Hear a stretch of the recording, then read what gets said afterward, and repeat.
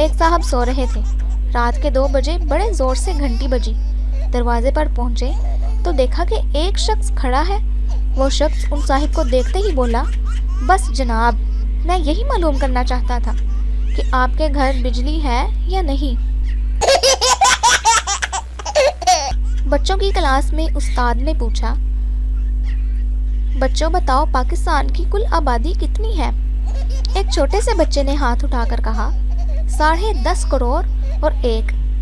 استاد نے کہا, 10.5 کروڑ تو ٹھیک ہے, مگر 1 کا کیا مطلب؟ لڑکے نے جواب دیا, سر میرا چھوٹا بھائی آج ہی پیدا ہوا ہے.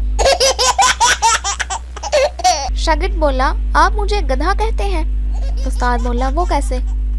شاگرد بولا, امی مجھے الو کہتی ہیں, ابو مجھے لنگور کہتے ہیں, اور دادا جان کہتے ہیں کہ میرا پوتا شیر ہے. ایک پاگل بولا, تم نے کہاں تک پڑھا ہے؟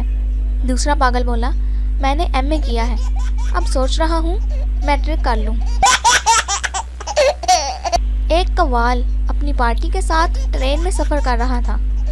گارڈ نے ٹکٹ مانگا تو قوال نے اپنے مخصوص انداز میں کہا, جو کچھ بھی مانگنا ہے در مصطفیٰ سے مانگ. گارڈ غصے سے کہنے لگا, تمہارے ساتھ اور کون کون ہے؟ قوال نے کہا, میرا کوئی نہیں ہے تیرے سوا.